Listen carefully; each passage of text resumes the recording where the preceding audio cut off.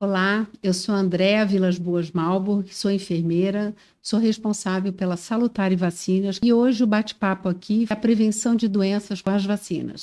A quarta temporada do Bem em Comum Podcast é um oferecimento De Valor Corretora de Seguros. Há mais de 30 anos protegendo tudo que tem valor para você. Siga no Instagram, @DeValorSeguros. Dr. Tiago Ferreira Luiz, Ortodontia e Implantes, o número 1 de Joinville em cuidados com o seu sorriso.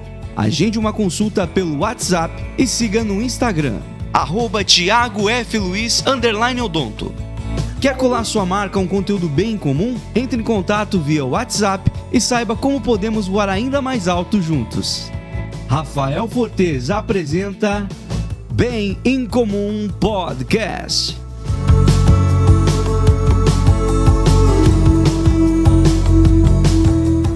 Olá, seja muito bem-vindo ao Bem em Comum Podcast. Estamos chegando para todo o planeta Terra. Onde tiver um sinal de internet, nós estamos chegando. Eu sou o seu host, Rafael Fortes, e hoje é um episódio muito especial e eu diria que um episódio necessário, um episódio importantíssimo. Eu espero que você assista até o final, porque nós vamos tratar de assuntos extremamente importantes, vitais, eu diria. Então, hoje, sejam bem-vindos. Seja bem-vindo. Seja bem-vinda, minha querida Andréa. Eu não vou tentar falar sobre o nome dela, que é Malburger. A Malburg. Malburger, meteu um burger. Lanche do McDonald's. Uhum. Seja bem-vinda, Andréa. Seja bem-vinda. Eu que agradeço, né, a oportunidade de estar aqui contigo, né?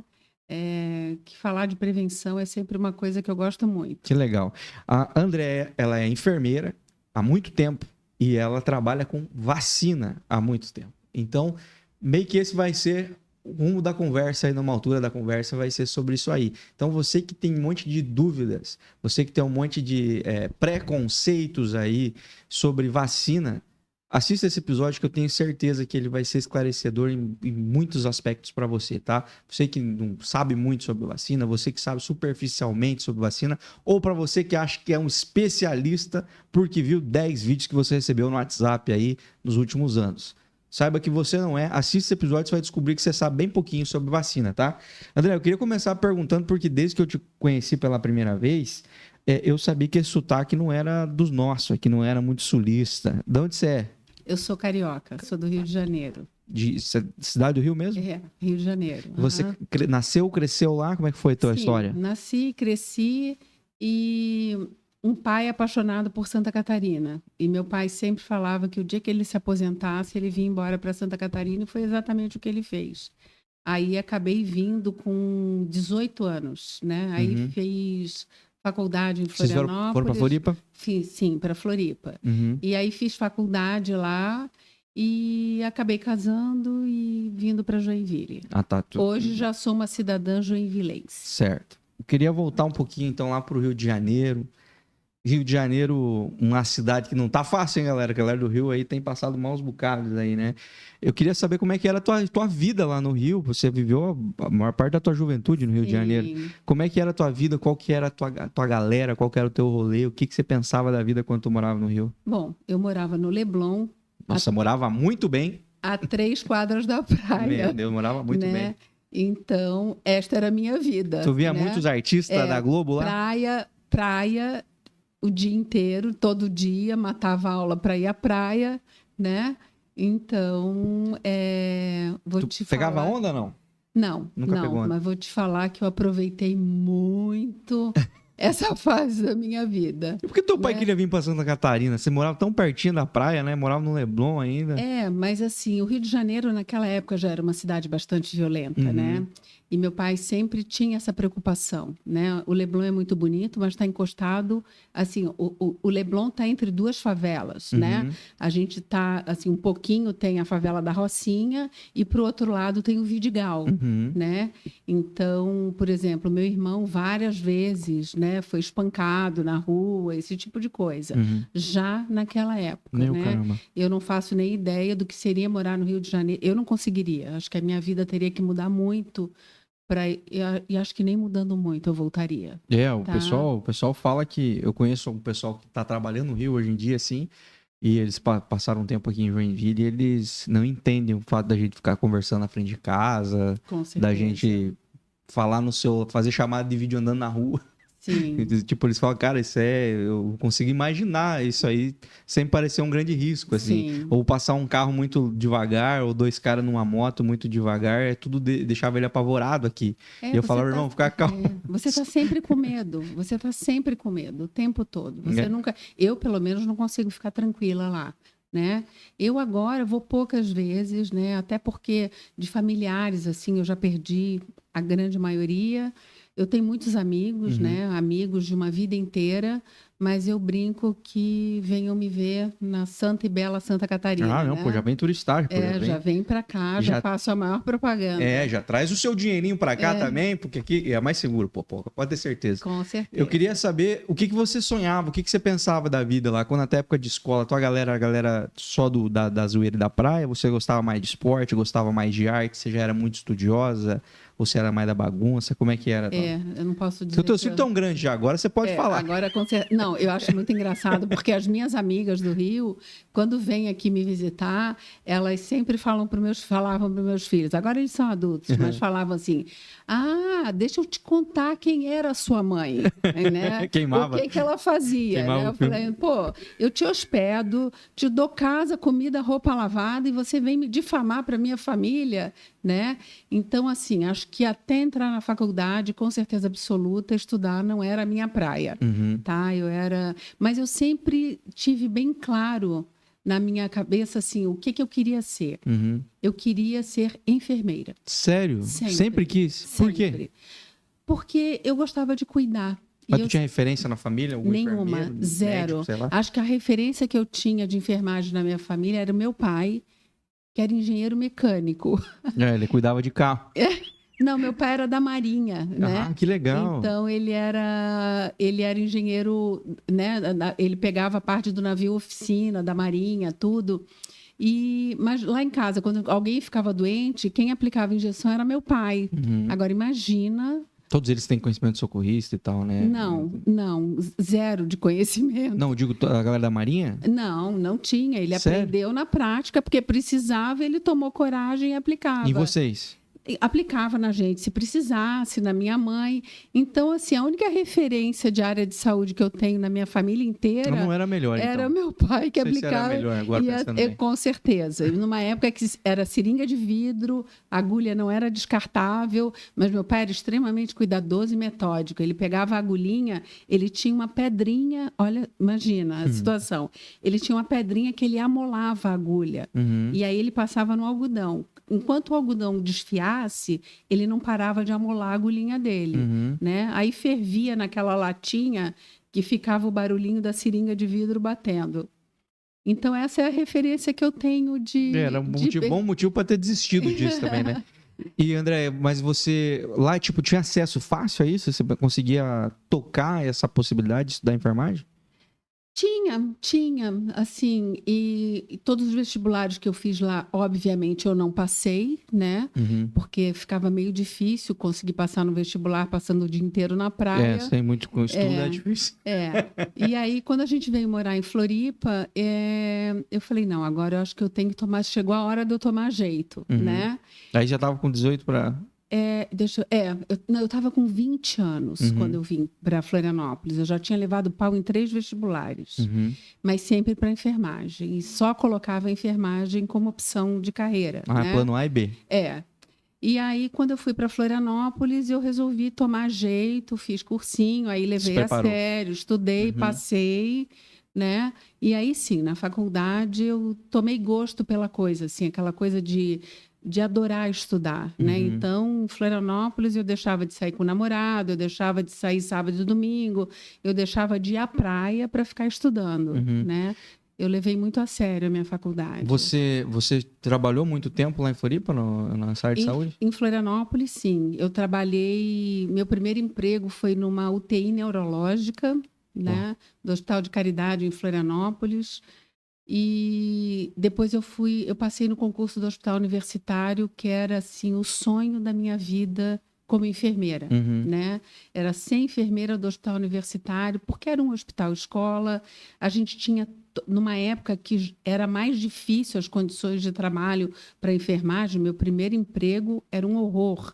Assim, a gente não tinha material, não tinha roupa, não tinha nada, né? A gente só tinha muitos pacientes para cuidar num estado assim muito assim crítico. E no hospital universitário, não. A gente tinha uma equipe enorme, a gente tinha planejamento, a gente tinha tudo lá. Era particular? Não, hospital universitário da Universidade Federal de Santa Catarina, certo, SUS. Grana federal. Mas assim, maravilhoso. E os outros que você trabalhou era tipo municipal, estadual? Não. O Caridade era SUS e particular, né? E assim, o sonho da minha vida, era ser enfermeira do hospital universitário, que eu consegui, né? Só que aí acabei conhecendo meu marido decidiu vir para Joinville. Conheceu ele em que circunstâncias? Meu marido foi médico da Marinha, que era o meu plano de saúde. Aí eu estava passando mal um dia e fui consultar com ele. E aí ele começou, te conheço da universidade. E eu lá passando mal, né, enjoada, falei, tá bom, né? E aí foi ali, a gente tinha uma amiga em comum, uma amiga enfermeira que era da Marinha em comum, que aí começou a dar uma de cupido ali na história. E ele é de onde? O Túlio é de Itajaí. De Itajaí. É de Itajaí. Ele já é dos nossos, já é manezinho. E aí depois ele foi para São Paulo, foi fazer as especializações dele e eu continuei em Florianópolis trabalhando, né, no hospital universitário. Quando ele voltou de São Paulo, ele decidiu vir para Joinville. A gente mudou para cá. Nós estamos em que ano aí? 89, 90. Vocês vieram para Joinville? Sim. E aí eu ainda morei 2 anos em Joinville trabalhando em Florianópolis. Como? Eu fui para o noturno, trabalhava uma noite sim, 2 não. E também eu trocava plantão com as minhas amigas, porque a gente trabalhava uma noite sim, 2 não. Então, às vezes eu ficava em Florianópolis sexta, sábado e domingo, eu trabalhava sexta, sábado e domingo. Ninguém quer. Ninguém quer. Os solteiros, pelo menos, não querem. Né? Com certeza. Não, as casadas também não, né? Então, meus amigos do HU choraram muito quando eu fui embora, não propriamente, né, pelo fato de não me verem mais, mas eles perderam alguém que fazia os finais de semana para eles. Podia emendar, né? ali um final de semana. Então, porque ele também, meu marido aqui em Joinville também estava começando e dava muito plantão né? Então a gente meio que combinava e ficava sexta, sábado e domingo os 2 de plantão. E aí eu conseguia ficar uns 10 dias sem ter que ir. E aí chegou uma hora que acabou pesando. Foi uma época que o salário do funcionalismo público federal caiu muito. Foi depois do Plano Collor. E aí meio que o que eu ganhava eu pagava de passagem de ônibus para ir trabalhar. E aí acabei pedindo a minha exoneração da universidade, chorei que me acabei, acho que... Pedindo um sonho teu, né? Com certeza. E eu amava o que eu fazia, eu sempre gostei de cuidar das pessoas. E eu brinco que no HU eu era enfermeira de verdade, né? Eu cuidava das pessoas que estavam internadas, eu não tinha função burocrática que é atribuída aos enfermeiros, né, na grande maioria dos hospitais. Então, lá nós tínhamos a possibilidade de ser enfermeiro assistencial, só de cuidado. Eu era uma dessas, né? Então, realmente eu senti muito. Mas aí vim aqui para Joinville, fiz concurso para a Secretaria da Saúde, passei e fui convidada para assumir a parte das vacinas. E me apaixonei perdidamente, né, por essa parte de vacina. Numa época assim que o setor não existia um setor de imunização. Eu fui, acho que a 7ª ou 8ª enfermeira da Secretaria da Saúde aqui em Joinville. Você lembra de qual era as campanhas, de qual era tipo de doença que eles estavam tentando? Naquela época eram muito poucas as vacinas. Naquela época tinha pólio, sarampo, difteria, coqueluche e tétano. E a BCG. Só. Eram 4 vacinas. As campanhas que tinham naquela época eram as campanhas de pólio. Eu tenho 5 doses de cada uma dessas aí que você falou.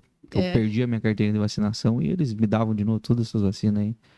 Pô, demorou pra colocar isso aí no sistema, né, cara? Sim, com certeza. Digitalizar essa parte aí. Porque, nossa, eu tenho muita dose dessas vacinas. Tem doença que não me pega. Vou pegar ela, eu acabo com ela ainda. Porque eu tomei muita dose repetida de vacina por perder a carteirinha. Não tem o que fazer, né? Não. Tipo, na garantia... É porque para o Ministério da Saúde, vacina não comprovada é vacina não realizada. E assim, da mesma forma que você diz que pode ter tomado, pode ser que não tenha tomado. Então, como são doenças, né, que podem causar, né, levar até a morte, hoje inconcebível, né, você morrer por algo que tem uma vacina para prevenir. Um dia um cachorro me mordeu, o cachorro morreu, sabia? É verdade, isso é uma das histórias mais tristes também. O cachorro era meu, né? Mas morreu o quê? De raiva? Morreu, só não sei. Levaram para fazer um laudo lá. Eu não fiquei sabendo qual foi o resultado do. Mas foi logo em seguida? Sim. Tipo, em menos de um dia o cachorro tava morto. Nossa. E aí eu andava com a cicatriz da mordida assim, mostrando pros cachorros da rua que eles me latiam. Eu falei, vem, eu tenho 2 braços. Mas teve que fazer antirrábica, profilaxia tive lá? que fazer, eu acho que eu tomei até antitetânica, acho. Também. Mas mais uma vez eu tava sem minha carteira de vacinação, obviamente. Então os caras estavam. Danou-se, te Tomei inteiro. sempre é para tomar uma injeção, eu acabo tomando 3 de bobeira, só por ter perdido a carteirinha. Eu tava para colocar num crachá e pendurar no pescoço aquilo, porque para não perder mais, mas adivinha, perdi de novo, já não sei onde tá a minha também, infelizmente. Mas enfim, eu lembro de minhas idas ao posto de saúde, assim, era sempre eu ia me lamentando, assim, porque, cara, eu pensava, cara, eu vou chegar lá, além da esporro que eu tomava de quem dava vacina, né? Como é que tu perde a carteirinha de vacinação, cara, não sei o quê. Porque eu morei com a minha avó, morei com meu pai um pouco, morei com várias pessoas. Então, nessa de ficar se mudando, eu vivia perdendo, assim. Então, não dava um bronco nos meus responsáveis, porque eu tinha muitos responsáveis. Dava um bronco em mim. E eu me senti, pô, não sou capaz de cuidar da minha carteira. E apesar de que, assim, os locais onde você fez vacina também tem um pouco de responsabilidade, porque desde aquela época existia a obrigatoriedade de ter o que a gente chama de um espelho. Então, onde você fazia vacina, eles tinham que ficar com o registro para eles também. Além do registro que ia na sua carteirinha, o local, o posto de saúde, tinha que ter um registro dele, justamente para essa situação. Extravio da carteirinha, você tinha onde buscar uma segunda via. Agora eu sei que dá, né? Agora eu sei que dá para buscar um extrato de vacina aí, né? Sim, agora tá bem bom. Acho que tem um esquema de ter no celular também, né? Sim. Pô, graças a Deus, gente. Pô, tava até demorando já. Para mim, antes da CNH, já tinha que ter tido isso aí. Antes de qualquer outra coisa. Não quero outro documento no celular. Queria a carteirinha de vacinação, porque eu não aguento mais tomar vacina. E hoje, por exemplo, uma pessoa vem do Pará para cá, se ela perder a carteirinha, a gente consegue resgatar o histórico de vacina dela que ela fez lá no Pará. Então, com certeza, isso é uma coisa muito legal, muito boa. Na época do papel carbono, eu perdi muita vacina aí, com certeza que está repetido. Não está no sistema metade das que eu tomei. Se puxar o histórico lá, eu digo, ó, tinha mais uns 50% que não está aí. As doenças, então, não chegam nem assim a 1 quilômetro de você, não, né? Estou totalmente imunizado. Eu sou a prova que vacina não mata. O que eu tomei de vacina.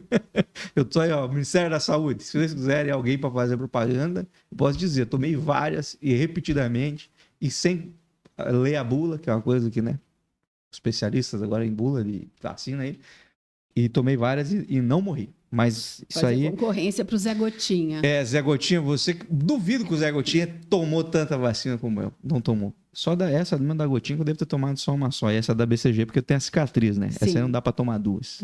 Mas enfim, vamos pro assunto que interessa. Eu queria saber, lá nesse tempo que você se apaixonou pelo setor de vacinas e tudo mais, que você foi trabalhar focado nisso, assim, qual que era o grande desafio daquela época, assim, quando você começou, assim, vista a realidade que a gente está hoje aí, vamos pensar, quase 30 anos depois? 20... 1 milhão de desafios, porque, assim, foi bem interessante que eu estava recém-chegada na Secretaria da Saúde e recém-grávida, porque eu entrei na Secretaria da Saúde, para azar deles, engravidei logo em seguida.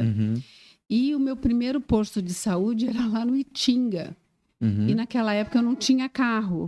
Então eu tinha que ir, ainda bem que eu ia no contrafluxo, porque eu tinha que ir com a cara na janela para não enjoar muito, né? Porque aí vinha o ventinho, né? E aí, meu Deus, era a morte, né? Eu chegava no posto verde, aí até eu conseguir me restabelecer e começar a atuar como enfermeira, mas assim, desde o início eu já me interessava pela organização da sala de vacina, que era uma coisa que os enfermeiros acabavam achando que era algo para o auxiliar, para o técnico de enfermagem. Aí, logo em seguida, me convidaram para assumir a imunização. Eu fiquei radiante, né? Me achando alguma coisa. Falei, nossa, eu acabei de entrar e eles já me convidaram para ser, né, para assumir a imunização, eu me achando tão importante. E aí depois eu fui saber o motivo, né, que não existia setor de imunização porque ninguém queria, né? Naquela época não existia um setor de imunização dentro da Secretaria da Saúde. Tinha uma geladeira no vestiário dos funcionários com vacina, né? E tudo misturado. E aí eu falei, bom, se é uma coisa que eu amo, é desafio, né? Eu falei, vamos lá. E aí, naquela época, depois já com a gravidez até um pouco avançada, eu fui em todos os postos de saúde de Joinville, todos, sem exceção. E aí conversar com o pessoal de sala de vacina, quais eram as dificuldades que eles tinham, né? E para verificar também as condições das geladeiras e tudo. E aí fiz um planejamento de curto, médio e longo prazo, que eu acho que eu tinha trabalho por uns 100 anos, né? E apresentei para o secretário da Saúde. De cara, eu pedi a interdição de vários postos, que eu teria que retirar a vacina enquanto não tomassem medidas para sanar os problemas que existiam. Então, assim, de cara, assim, meio que as pessoas não gostaram muito dessa atitude, né? Mas não tinha condição. Tinha posto de saúde em Joinville que tinha uma tomada no posto de saúde inteiro. Então, assim, para ligar a estufa, que é para esterilizar o material, ficava uma geladeirinha minúscula de vacina, um frigobar que nem pode. Naquela época já tinha, o Ministério da Saúde já dizia que tinha que ser no mínimo uma geladeira de 280 litros. E tinha, assim, frigobar em cima de estufa, né? Estufa em cima de frigobar. E, assim, se ligasse os dois juntos, caiu o disjuntor do posto. E aí desligava os dois. Aí eles desligavam a geladeira de vacina e ligavam a estufa. Quando eles lembravam, eles ligavam de volta a geladeira de vacina. Deus do céu, né? Então, assim, pode ser que eu não tenha morrido, porque alguma vacina que eu tomei talvez não tinha tanta eficácia mais. Né? Então, assim, essa foi a realidade, assim, na maioria dos postos, né? Muitas dúvidas, um país que na época que a gente tinha um único esquema de vacinação, cada posto fazia do seu jeito, o que achava que tinha que fazer, né? Isso ali, ano 90, tá? Eu montei um planejamento, montei um treinamento, mas aí eu tive ameaça de trabalho de parto prematuro e tive que me afastar. Minha filha nasceu com cardiopatia e eu, mais uma vez, tive que pedir exoneração para cuidar dela. Para cuidar da minha filha. E deixei tudo pronto. E um tempo depois me chamaram para dar o treinamento na Secretaria da Saúde. Eu fui, dei para os enfermeiros. E um tempo depois assumi uma enfermeira maravilhosa, a Vera, que eu não lembro o sobrenome dela agora, mas maravilhosa. E a Vera, assim, tinha tanta paixão pelas vacinas quanto eu. E, assim, com o trabalho dela, a coisa deslanchou. Depois a equipe foi aumentando, foram justificando a necessidade de outros enfermeiros, tudo. E, graças a Deus, hoje, o nosso serviço de imunização é muito bom, de muita qualidade. Diz nosso Brasil. O nosso Sim, Santa Catarina. Eu não posso te dizer Brasil porque eu não conheço todos os lugares, tá? Mas, assim, aqui de Joinville eu posso dizer que é. É bom. É bom, é muito bom, tem muita qualidade. O pessoal que trabalha na imunização trabalha por amor, sabe? Então, é um desafio muito grande, porque só aqui em Joinville, acho que hoje, com certeza, deve ter mais de 70 salas de vacina. Então, você controlar isso tudo, você manter todos esses profissionais atualizados, é um trabalho que não é fácil, né? Então, eu sempre fico muito feliz de ter visto a evolução da imunização aqui em Joinville, desde a hora do momento que eu atuei, né? Que naquela época eu não posso dizer que tinha qualidade, né? Até os dias de hoje que a gente vê a diferença. Né? Hoje, eu já tomei, como falei, eu sou um especialista em tomar vacina aí. Já tomei vacina da mão de vários enfermeiros ou técnicos de enfermagem, que eu nunca sei quem são que tá dando a vacina, né? E já teve a Luana é pior que eu ainda, porque a Luana hoje não, né? Mas antigamente a Luana ia tomar vacina, as veias dela desapareciam, assim, sabe? E lance da veia se esconder. Eu já é meio difícil, porque eu sou transparente, então pra mim é mais complicado, assim, é mais eu que sou meio cagão mesmo. Uhum. Mas eu já passei maus bocados, assim, de tomar vacina que não era pra doer tanto e doer. Eu não sabia se por uma má aplicação ou porque eles falam a pior frase que tem, que é abaixa a calça e relaxe. Isso não existe, essa frase nem deveria existir, não cabe na mesma frase. Baixar a calça e relaxar. Eu não consigo, ainda mais de pé. Não tem como. Vira pra parede, abaixa a calça e relaxa. Falei, cara, esquece. A partir de agora, não, o relaxa, você esquece. Fala, vira pra parede e abaixa a calça. Eu não consigo estar relaxado de costa com a calça abaixada, não tem como. E aí, volta e meia, vi uma agulhada que parece que amortecia a perna e tal. E aí, quando você falava assim, cara, tá doendo muito, tá doendo tipo músculo, tá doendo pra sentar, e aí, não era pra ser assim, não era pra ser superficial e tudo mais. Você encontrou muita gente que não sabia aplicar direito, ou que não tinha essa sensibilidade de pouco de tato mesmo com o ser humano ali? Eu vou te falar uma coisa bem triste. Hoje, tem muita gente que não sabe aplicar uma injeção. Profissionais da área de enfermagem, não só naquela época, como agora, a gente... Mas vocês não testam, não treinam na bexiga, não tem um negócio assim? Mas o pessoal que eu pego vai treinar na laranja, tá? Como é que é o da laranja? Da laranja eu não sei. Para treinar a questão da mão, né? Assim, que tem pessoas que vão aplicar uma vacina que vem com o braço lá atrás.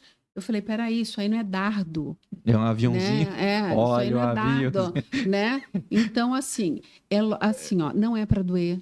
Pelo menos existe assim alguns medicamentos, algumas, né? Por exemplo, anti-inflamatório normalmente é mais Benzetacil. Mas assim, dependendo de quem aplica e como aplica, às vezes nem dói, tá? Tudo bem que limiar de dor também é diferente nas pessoas. De um para outro, né? Com certeza. Tem pessoas que não é frescura, elas realmente sentem muita dor. Né? E tem pessoas que têm um limiar de tolerância bem mais alto que sentem menos dor, né? Então, mas assim, uma injeção bem aplicada não é para doer, tá? Então... O que faz para consertar isso? Aí assim, qual é a realidade que a gente tem hoje? A gente tem muito curso técnico, muito curso, até mesmo porque o enfermeiro é aquele que fez a faculdade, tá? O técnico de enfermagem fez o curso técnico. O tecnólogo ali, né? E o auxiliar fez o técnico por menos tempo, tá? Então, o que acontece? Pessoas... Tem EAD disso ou não? Oi? Tem para fazer isso em EAD? Acredite se puder, eu já vi anúncio de curso de enfermagem por EAD. Daí não tem como. Absurdo. Um absurdo. A enfermagem é uma profissão essencialmente prática. Como é que você vai fazer isso por EAD?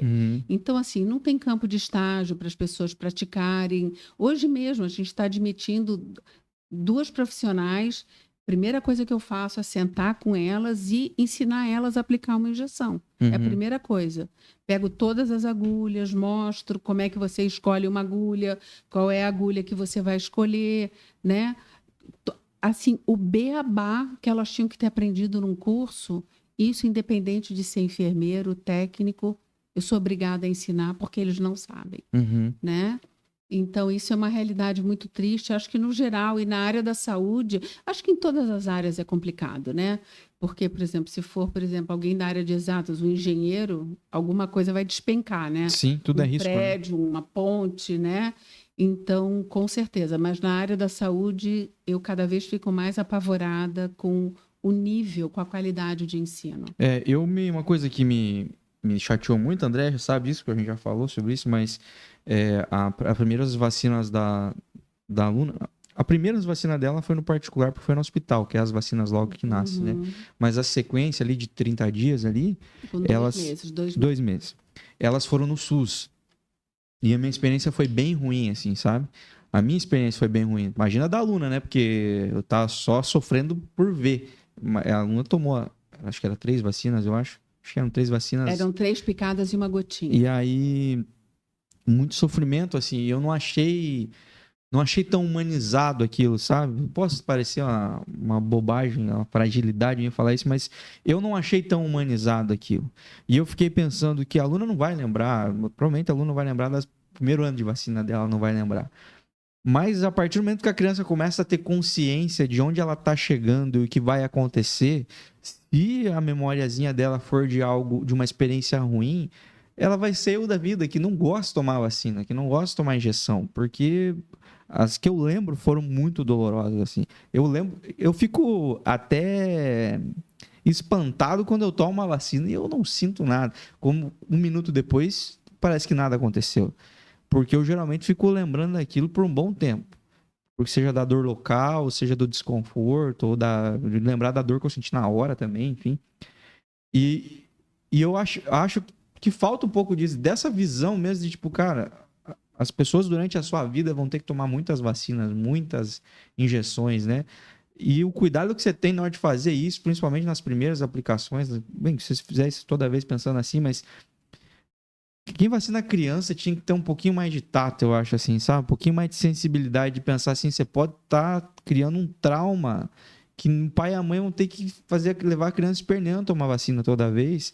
E quando essa criança for um adulto com consciência e podendo escolher tomar vacina ou não, talvez ele escolha não tomar por causa de todo o histórico de dor. A gente vê muito adulto com verdade. Existe até, agora me fugiu o nome. Agulhofobia. Não é agulhofobia, mas tem um termo técnico para isso, tá? E assim, eu já vivenciei situações assim de pegar um executivo, né, cara top, né, de uma empresa e chegava para gente para tomar vacina com guarda-costa. E o cara, eu vi no semblante dele assim, ó, ele estava transtornado, assim, pela situação que ele ia ter que enfrentar ali. Uhum. E ele não teve como fugir, porque todo mundo estava tomando vacina e ele ia ter que tomar a dele também. Uhum. Então, ele já chegou para mim, assim, não gosto disso. Falei, olha, nem você e nem ninguém. Acho que ninguém em sã consciência vai dizer eu amo tomar uma injeção, né? E aí comecei a conversar com ele, a distrair, botei ele sentado e aí falei, olha, a gente traz na memória da gente, mesmo que você não tivesse idade para entender, aquilo ali vai ficando na tua memória. Subconsciente. Né? Vai ficando no teu subconsciente. Falei, olha, e aí, além do mais, tem uma outra situação, a enfermagem está profissionalizada de muito pouco tempo para cá. Uhum. Eu, quando me formei enfermeira em 1985, a realidade da enfermagem era, assim, ó, não existiam profissionais com formação.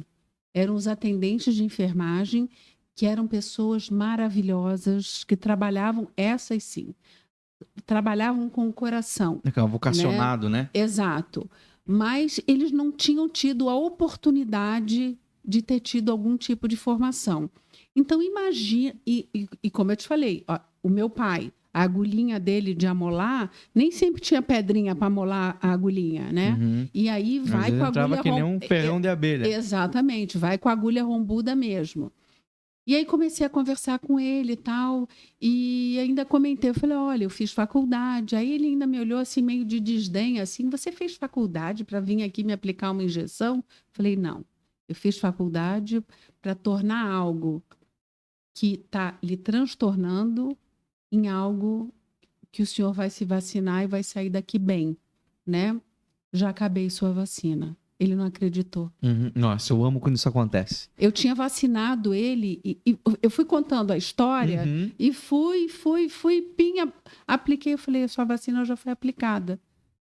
Ele falou, não, você não aplicou. Eu falei, eu apliquei, né? Pergunta aqui, ó, né? Uhum. E não, aplicou, eu vi, ela aplicou, né? Então, existem várias situações para tornar uma injeção menos dolorosa, tá? Então, é a pessoa conseguir relaxar, né? Porque o músculo é como se fosse uma parede de tijolo. Então, quando você... E por incrível que pareça, quem dói é o líquido. Coitada da agulha que leva a culpa, né? Mas quem dói é o líquido. Se não for uma agulha rambuda lá do meu pai que amolava na pedrinha dele, mas assim, o que dói é o líquido, porque quando você introduz o líquido, ele tem que ocupar um espaço naquele músculo e ele vai cutucando tudo que está em volta. Se o músculo está muito contraído, a gente tem a força com que tem que entrar esse líquido é maior e a pressão lá também é maior. Então, isso com certeza torna mais doloroso. Então, uma situação é realmente a pessoa estar relaxada, isso está certo. Outra coisa é você utilizar a técnica, a agulha correta, tá? Porque assim, para cada pessoa, você vai pegar uma agulha, tá? As pessoas têm medo de agulha comprida, quem dói é a agulha curta. Porque quanto mais perto da pele, maior a quantidade de nervos a gente tem. Certo. Porque as sensações de calor, de Cara, frio... eu não gosto nem de ver, Tá André. tudo aqui, Eu não gosto né? nem de ver. Pois é, então assim, o que dói mesmo... E agora vocês mostram, né? É Vocês a fazem agulha, questão de mostrar. o que dói mesmo é o líquido, tá? E o que dói mesmo é uma agulha curta, se você for fazer um intramuscular, tá? Então, todo esse conhecimento é necessário, né? Para você tá fazendo uma injeção, aplicando alguma coisa, tornando o menos doloroso possível, né? Então, assim, a gente quer ver a criança ali de 5, 6 anos de idade, e aí também tem a situação dos pais, né? Que ou eles o tempo todo ficam utilizando injeção como uma forma de castigo. Ah, isso é verdade, né? Isso é uma coisa que eu tenho vontade de esganar cada vez que eu vejo, tá? É aquele pai, aquela mãe, a ponto deles passarem ali na frente da clínica, eles empurrarem a criança e dizer, vai lá tomar uma injeção. E aí sai uma criança berrando, né? Isso aí é uma ignorância, me perdoe, mas isso é uma ignorância. Não, você tá louco. E eu chamo a atenção, inclusive, dos pais. Eu falei, olha, que legal que você está fazendo, né? Daqui a pouco, se seu filho tiver que enfrentar uma situação de doença, como é que vai ficar a cabecinha dele? Não é a injeção, é qualquer coisa, eu estou me sentindo muito mal, eu estou doente e ainda estou sendo castigado por causa disso, né? Então, assim, eu acho inadmissível. Então, as crianças de 5, 6 anos, essa faixa etária é uma das faixas etárias mais difíceis da gente conseguir vacinar, né? Porque elas já entram na clínica assim, transtornadas, chorando muito, aquilo ali, aquele medo para elas é real, tá? Então você tem que ter toda uma abordagem de conversar com essa criança, de tentar tranquilizar ela, né, para que você consiga fazer uma vacina sem ser na força, né? Porque ter que segurar na marra também é uma violência sem tamanho, né, com uma criança. Então a gente tenta ir conversando, explicando. Mas, assim, a gente tem até que ver, por exemplo, a rede pública é demanda, né? Mas o dia que eu fui não tinha, então por isso que eu fiquei chateado. Eles não têm, talvez, esse tempo que porque a gente numa campanha tenha. eu entendo, mas no caso não era, né? É rotina. Fui num horário bem tranquilo ainda também. Então, assim, às vezes, realmente... E tem a questão também de reatogenicidade, né? Tem, por exemplo, vacina que na rede pública, o componente dá mais reação realmente do que a vacina que está no privado, tá? A vacina da coqueluche é o exemplo, né? A vacina da coqueluche é uma vacina dolorosa que pode dar muita reação. E a vacina do privado tem esse componente modificado para dar menos reação. E eu acho que a questão também eu não sei se existe um padrão, né? Uma normativa de como é orientado a fazer o procedimento da vacina, né? Falando pelo SUS aí, né? Em particular, acho que aí são métodos, mas no SUS, porque eu não gostei eu não sou o crítico, ela fazendo análise. Posso falar, minha filha? O procedimento, assim, sabe? Porque foram várias vacinas, então você vai lá, prepara a vacina, aí você vem, aplica a vacina. Berraceira, não pela agulhada, porque como ela falou, a picada é o de menos, né? É entrar no músculo. Para criança recém-nascido, o país dele tá acontecendo, né? É só um corpo estranho entrando na perninha, não sei se quente, gelado, não lembro dessa experiência, não lembro. E aí, beleza, aplicou, show de bola. Vai lá, prepara outra, pega outra e volta. Nisso aí é 15 minutos de tortura. 15 minutos de tortura. Eu tive uma experiência completamente diferente com o André. O André faz as vacinas da Luna. Que é um processo que pra gente estar junto já é menos doloroso. Pra criança, a aluna, 2 horas depois é como se nada tivesse acontecido, assim. Ela faz vacina mamando, quando tem mais que uma vacina faz simultânea, né? Sim. Cara, é muito bom. O ponto de vacinar o lugar ali, porque a primeira, pô, eu não conseguia trocar a fralda, que era doloroso. Uhum. E daí já, pô, quando vocês vieram, já foi outra coisa. Então também tem a questão do procedimento, mas eu também não consigo julgar, porque eu não sei se existe uma normativa. Gente, tem que ser assim, essa vacina tem que ser no braço, porque a própria da Covid mesmo era uma polêmica, né? Uhum. Joinville era a cidade da vacina na bunda, muitos estados vacinando no braço, ou onde você queria, né? No braço ou na bunda. Aqui não tinha muito poder de escolha, né? Tinha que baixar a calça e relaxar. Mas assim, ó. Mas existe procedimento? Existe. Apesar de o braço ser classicamente, todo mundo pensa injeção é no braço. Uhum. O braço é o último local do seu corpo que deveriam aplicar uma injeção. Uhum. Porque o braço é o membro motor do corpo humano mais especializado. Então, para você fazer todos esses movimentos, é uma quantidade enorme de nervos que saem da tua coluna cervical aqui, mais ou menos em nível de C3, tem o plexo braquial, ele passa por baixo da clavícula e ele desce para poder fazer todos esses movimentos. Então, a chance que você tem de cutucar um nervo fazendo no braço é muito maior do que, por exemplo, nessa região que a gente aplica, que é a região ventroglútea. Né? Ventroglúteo não é um músculo, é uma região que são 2 músculos sobrepostos, assim a gente costuma falar que é um sanduíche, um sobre o outro, né? E é um local que a gente não tem nervo importante, a gente não tem artéria, não tem veia importante para causar um dano. Uhum. Então, assim, só que tudo tem uma ciência, tem o local certinho onde tem que ser aplicado. Uhum. Né? Não é levantar a blusa do pessoal, ou abaixar a calça e pimba. É que né? tem gente que é complicado, né? Tem gente que não sabe onde começa a bunda e as costas ali, eu já teria de pouco de dificuldade.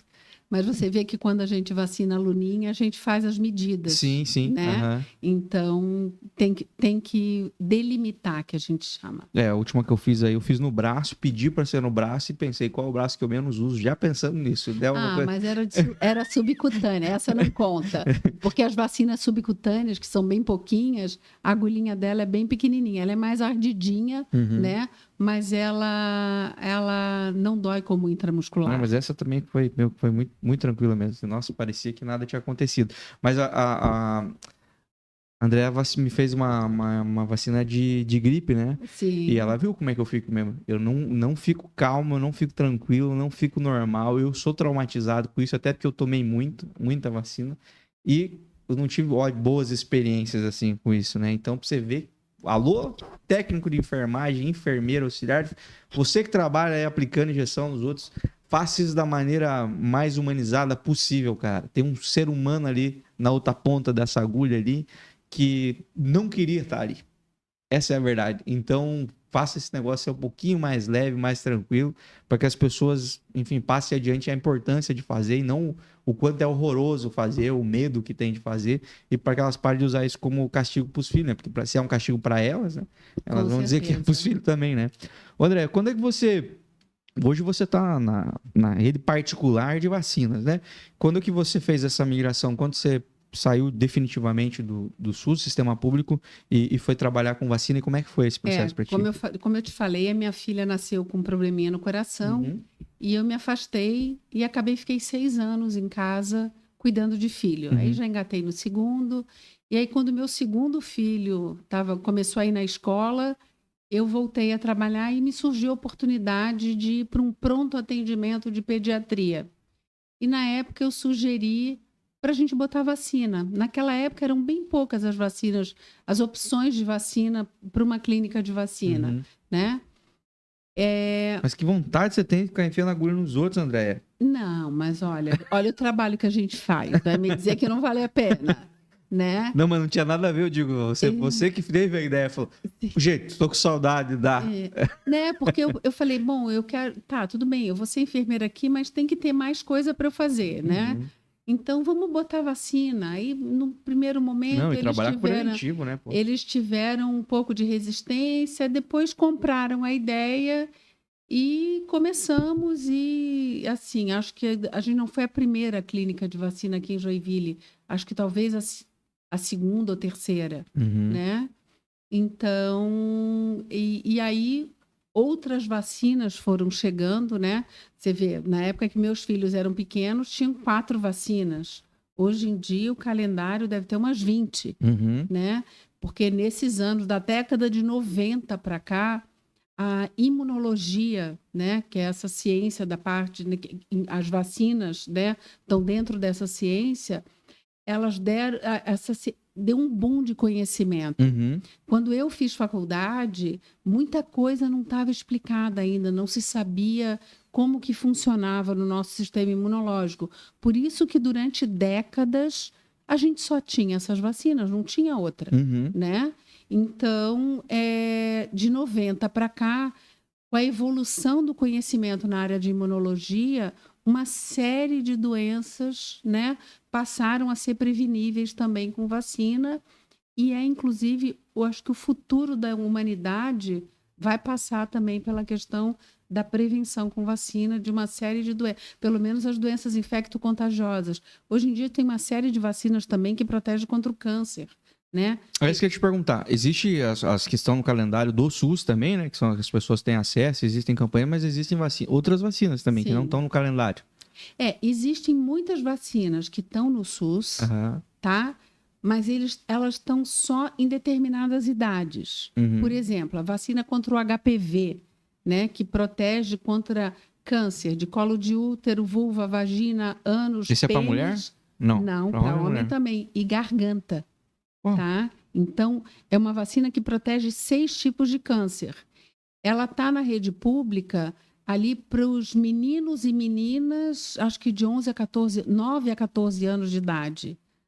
E aí, não é que é só para essa idade, é porque o foco da saúde pública é diferente do individual. Uhum. A saúde pública, ela quer reduzir casos, ela tem um orçamento que ela precisa ver a melhor forma de utilizar aquele orçamento. Uhum. Então, ela tem que começar de algum lugar. Por onde que eles vão começar? Então, a gente vai começar a vacinar esses pré-adolescentes que não tiveram ainda contato, né, com o HPV, para que no futuro, quando eles se tornarem adultos, eles já estão prevenidos. E é uma dose. Já estão protegidos. São 2 doses nessa faixa etária, né? Só que qualquer pessoa pode e deveria tomar a vacina do HPV. Mas não no SUS.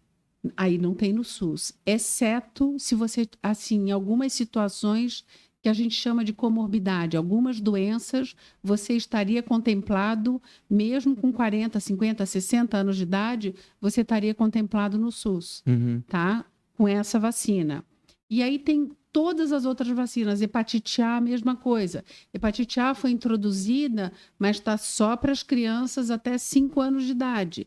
Hepatite A é a hepatite mais fácil de você pegar, porque você pega através de água e comida. Uau. Eu sempre brinco que quem gosta de uma comidinha japonesa é um sério candidato à hepatite A, Uhum. porque a gente está comendo peixe cru e a comida é manipulada. Você não vê o sushi man usando luva, Uhum. né? Eu sempre brinco que quando eu vou num restaurante japonês, eu não posso olhar preparar, porque a enfermeira é toda cheia de frescura, né? Uhum. Então eu prefiro não olhar, que pelo menos, né, eu como mais feliz. Mas assim, a gente não vê eles lavando a mão com frequência. Então, assim, hepatite A, quem gosta de comida japonesa é um sério candidato. Uhum. A hepatite A, ela não vira câncer, como a hepatite B, a hepatite C, mas ela tem a forma fulminante. Está no nome, né? Então, assim, uma das grandes causas de necessidade de transplante hepático é a hepatite A. O SUS começou com a vacina nas crianças, a partir de 1 aninho de idade. Uhum. Eu acho que hoje o limite é os 5 anos de idade. Mas, por exemplo, você não pegou hepatite A no posto de saúde, Uhum. né? Certeza. De certeza absoluta. Porque é uma Nenhuma das vacina bem- 64 doses que eu Não, tenho. desculpa, você deve ter tomado 64 da mesma vacina, das mesmas vacinas, tá? Então, assim, uma série de vacinas foram sendo incorporadas pelo SUS, mas eles têm que ter uma estratégia. Então, essa estratégia está só naquela faixa etária. Certo. E depois, por exemplo, Uma família que tenha 2 filhos, um de 8 e um de 3. O de 3 vai receber hepatite A na rede pública, o de 8 não. Que loucura. Tá? Então, o de 8 vai seguir, que a gente chama suscetível, até a doença. A alternativa que ele tem é buscar uma rede privada. Se ele tomar da hepatite B, não tem nada a ver. Nada a ver. O cara acha que a B é um upgrade da A. Não é. Então, assim, o nosso sistema imunológico, uma das propriedades dele é a especificidade. Então, assim, tem vírus, bactérias, vou te dar um exemplo, pneumococo. Pneumococo é uma bactéria extremamente agressiva. Que nome ruim que tem essa... É, mas que faz a meningite bacteriana mais grave, mais agressiva, é causada pelo pneumococo. E causa também pneumonias muito graves, né? Daquelas que normalmente tem que tratar no hospital, vai para UTI, entuba e, né? Outras coisas mais. O pneumococo tem mais de 100 tipos de bactéria pneumococo. A vacina do SUS protege contra 10. A do privado hoje protege contra 15. A vacina do SUS é excelente. Então, aqueles 10 que estão no posto não conseguem mais fazer doença, porque está todo mundo vacinado. As crianças estão vacinadas. Sim. Sobra doença por quem? Pelos que não estão no posto de saúde. Tá? E esse é o problema. Então, hoje, quase 80% dos casos de meningite por pneumococo são causadas por um dos tipos que não está na vacina da rede pública. Que não está entre as 10 ali. Exatamente. Então, assim, não é que a vacina seja ruim, não é que a vacina não funcione, não. Ela é tão boa e a nossa rede pública tem tanta qualidade que a gente não vê doença por aqueles 10 tipos, porque a vacina protegeu todo mundo. Ah, mas então é porque o governo, essa roubalheira, né? Isso é outra conversa, tá? Mas por que o governo não incorpora a melhor vacina? Nem sempre ele consegue. Então, existe um comitê que presta assessoramento para o Ministério da Saúde, tá? Que é o CETAI, que é o Comitê de Assessoramento Técnico em Imunizações. É ele que diz para o governo assim, essa vacina é importante e precisaria ser incorporada porque ela tem impacto em saúde pública, tá? Primeira barreira dessa vacina não ser incorporada. O fabricante não consegue produzir doses para um país do tamanho do Brasil. E como nós ainda não somos suficiente, a gente tem hoje Butantan, temos a Fundação Ataúfo de Paiva, temos a Fiocruz, né? Que assim, já estamos... Hoje somos autossuficientes em várias vacinas, mas não em todas. Essas tecnologias não são fáceis de ser incorporadas. Licenciar uma planta de vacina não é algo fácil, né? Então, não consegue botar na rede pública porque não tem dose. E a gente está vendo um exemplo disso agora com a dengue, né? O Butantan está desenvolvendo uma vacina que está prevista para 2025, prevista. Então, tem os estudos clínicos que ainda estão em andamento, alguma coisa pode ainda tropeçar nesse caminho. A gente tem a vacina japonesa, né? Quem são os maiores produtores de vacina, assim, de modo geral? No Brasil ou no Não, mundo? No mundo. De onde vêm as vacinas? São muito poucos os fabricantes de vacina. A gente tem o laboratório GlaxoSmithKline, que a gente chama de GSK, que eu acredito que hoje seja o maior produtor de vacina do mundo. Ele é onde? Ele tem plantas em vários lugares, mas ele é do Reino Unido, tá? É uma empresa do Reino Unido. A gente tem a Sanofi, que é um laboratório francês. A gente tem a Pfizer, né? Que é americana. A gente tem a Merck Sharp Dohme, que é americana também. Temos a Takeda, que é o laboratório japonês da vacina da dengue. Temos o Instituto Serum na Índia, que inclusive fornece uma série de vacinas para o Brasil. E tem alguns laboratórios na China que abastecem somente A China, China, aham. né? E tem a CSL também, que é um laboratório australiano. Mas né? o fator para esses países estarem na ponta, assim, no desenvolvimento de vacina e tudo mais, é o quanto esses países também investem na educação, Em pesquisa científica, com porque, certeza. porque numa crise, numa pandemia, numa epidemia ou qualquer coisa do tipo, você ser o produtor da vacina te coloca na frente da imunização mais rápida, né, de uma doença, né? Pô, você vê como é que a parada de prevenção é uma coisa que a gente não pensa mesmo, cara. A gente não pensa. Porque há quanto tempo nós damos com dengue no Brasil?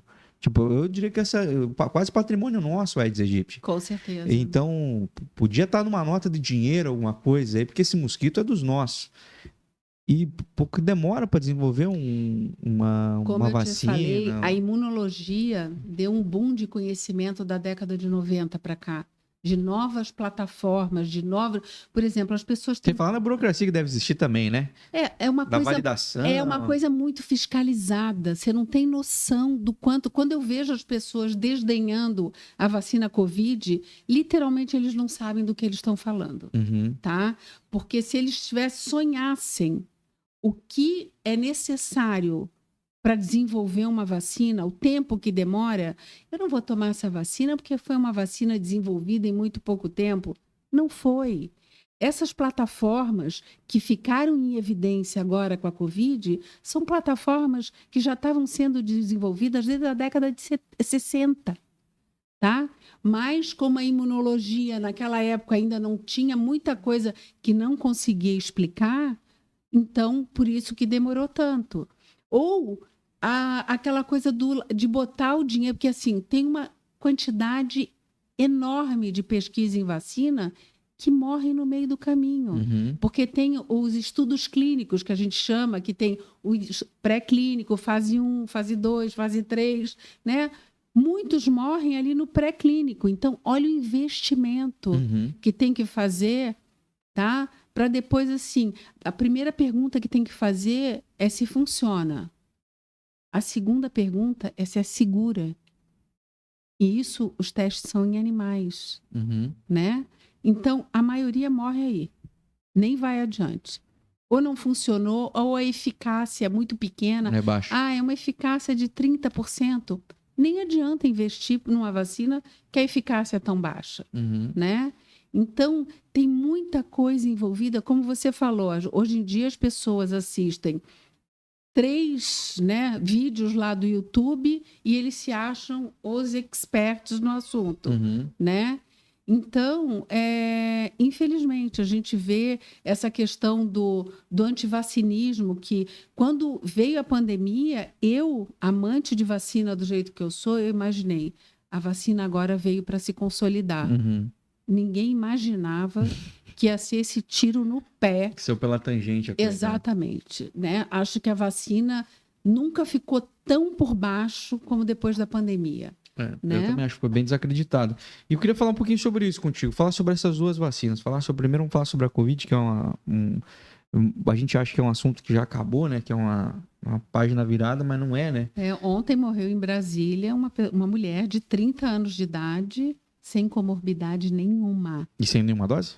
Eu não sei como era o status vacinal dela, mas teve o primeiro óbito no Distrito Federal pela Covid em 2024, tá? No Distrito Federal. Hoje, no Brasil, ainda morrem 1.200, 1.400 pessoas por mês de Covid no Brasil. Parar de contar por que será, porque já caiu, acho que sabe, na vala comum. Ninguém mais...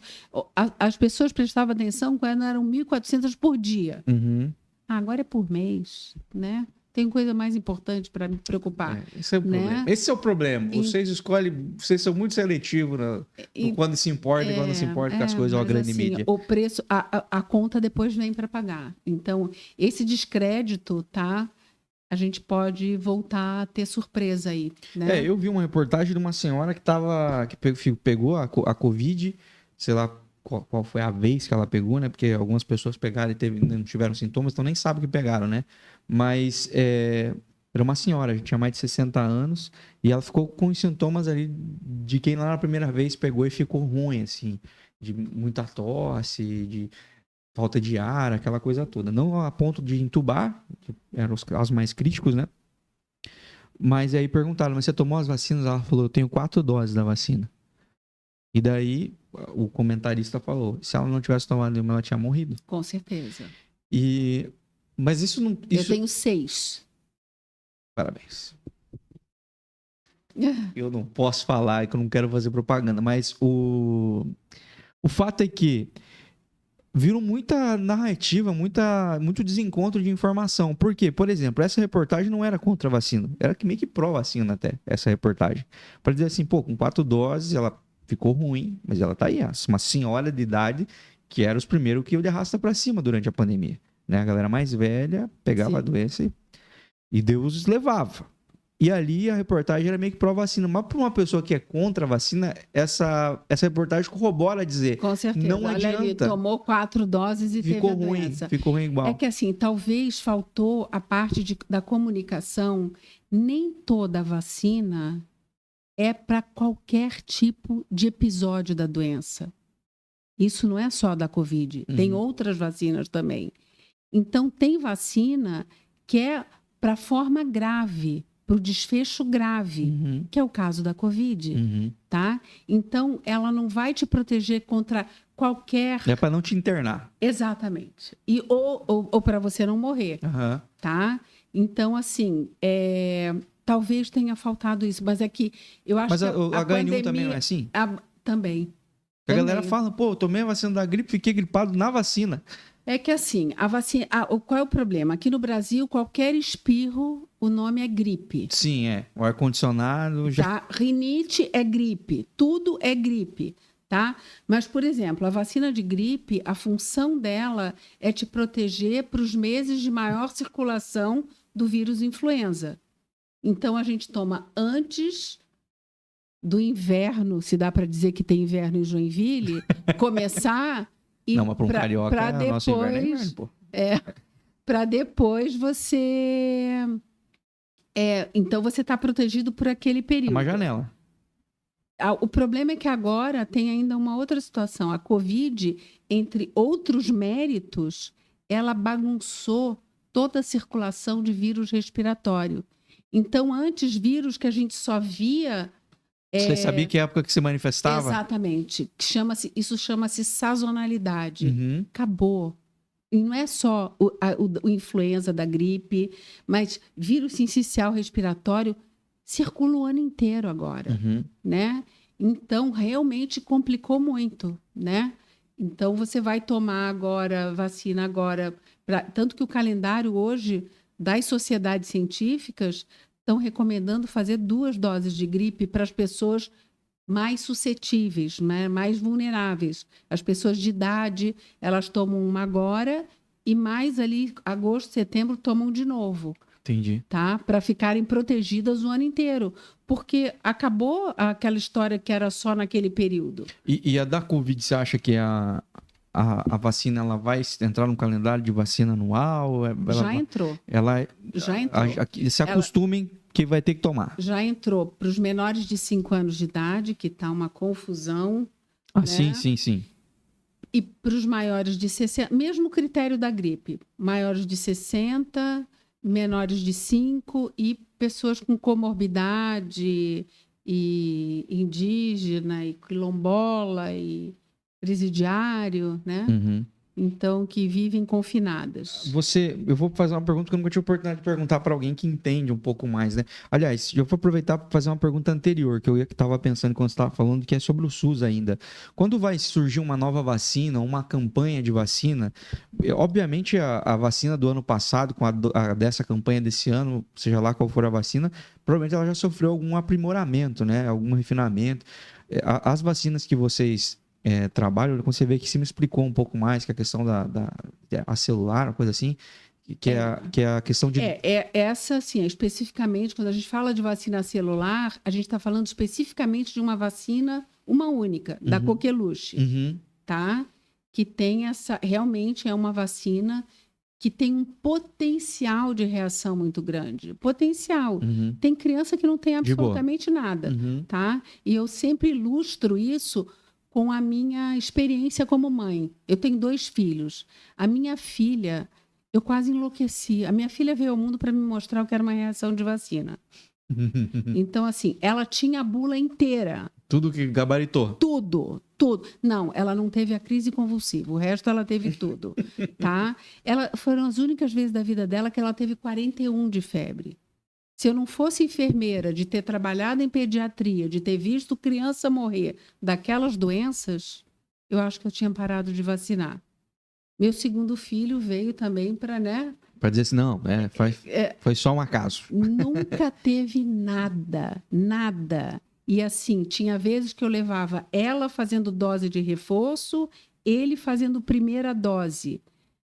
Mesmo frasco, porque a rede pública trabalha com frasquinho multidose, mesmo frasco, mesma pessoa aplicando, mesmo tudo. A minha filha ficava destruída, meu filho não tinha absolutamente nada, Uhum. tá? Então, reação de vacina é uma coisa individual que a gente não consegue prever quem vai ter e quem não vai ter. Uhum.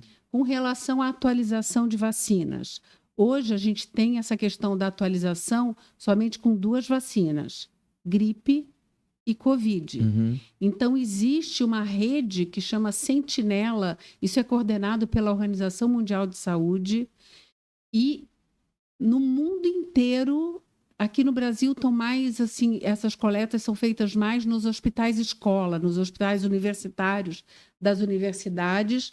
Então, você chega com um quadro com sintoma respiratório, é colhido o exame da sua orofaringe e é mandado para 3 laboratórios de referência aqui no Brasil.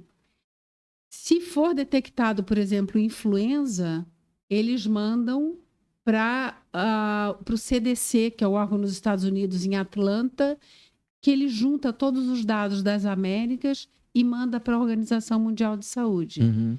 Então, a Organização Mundial de Saúde, em setembro, divulga a composição da vacina de gripe do hemisfério sul para o próximo ano e, em março, para o hemisfério norte. Então, isso é o ano inteiro, não para nunca. Né? A minha dúvida era se quando esse conhecimento, porque hoje você vem aplicar a vacina, você me explica sobre a vacina, me explica sobre a cobertura dela em relação à gama de alcance da doença ou dos sintomas, me explica sobre as reações possíveis da vacina, me explica sobre a composição, a marca, me mostra a validade e tudo.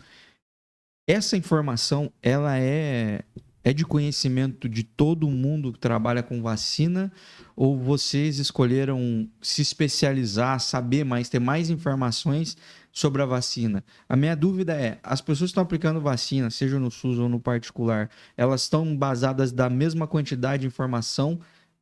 Por quê? Porque a minha dúvida é se o governo, existe algum tipo de treinamento, de capacitação, de reciclagem, se existe algum tipo, ó, gente, a partir de tal data nós vamos começar a aplicar tal vacina.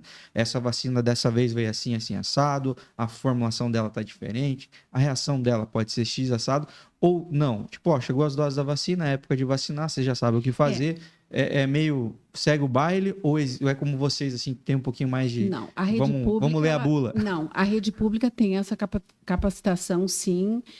O Ministério da Saúde divulga o que a gente chama de nota técnica, e aí cada município é o responsável de repassar para o que a gente chama que são as pontas, né? Que são os postos de saúde. Quem vai aplicar. Então, assim, existe, sim, toda uma capacitação voltada para cada vacina, tá?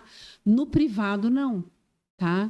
Não tem isso. Não existe nenhuma exigência. Não tem ninguém que vá cobrar de uma clínica privada que ela faça esse tipo de capacitação, né? Eu sempre brinco que eu sou muito chata. Bota chata nisso, né? E eu acabo pegando por mim para eu estabelecer o meu nível de qualidade. O que eu não aceitaria de jeito nenhum, tá? Então, o mínimo é você mostrar para a pessoa a vacina dela, é você mostrar o prazo de validade, É você mostrar tudo, é você orientar. Até porque a gente chama de adesão à vacina. Imagina, eu venho aqui, te aplico uma vacina e você me pergunta, dá reação? É. Aí você, por um acaso, tem uma reação mais exacerbada, você vai tomar a segunda dose? Não vou. Então, assim, você tem que trabalhar a questão da adesão, você tem que explicar o potencial, olha, essa vacina tem um potencial de reação bem alto, ela pode fazer isso, aquilo e aquilo outro, né? Isso é uma coisa individual, a gente não tem como prever quem vai ter, né? A gente faz muito isso hoje com a vacina contra o herpes zoster, tá? O herpes zoster hoje é uma das vacinas com maior potencial de reação. Então, imagina, e é uma vacina que a gente aplica na grande maioria em pessoas acima de 50 anos de idade. Então, a gente sempre orienta, olha, programe-se para tomar essa vacina, porque se você tiver algum tipo de reação, para não comprometer nada no seu trabalho, né, ou na sua rotina diária, ou mesmo algum acontecimento social. Pô, do casamento da minha filha, e eu tô lá ruim, com febre, porque tomei a vacina do herpes zoster.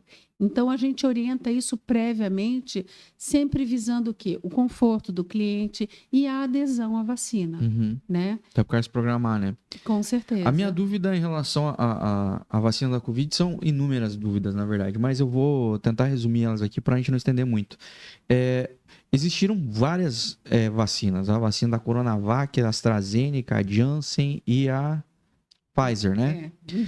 E algumas tinha que tomar 2 doses, já meio que isso aí, outras 3 doses, outra uma só tá bom, é isso aí, pelo menos a princípio, né? Depois a gente viu que meio que tudo tem que tomar reforço.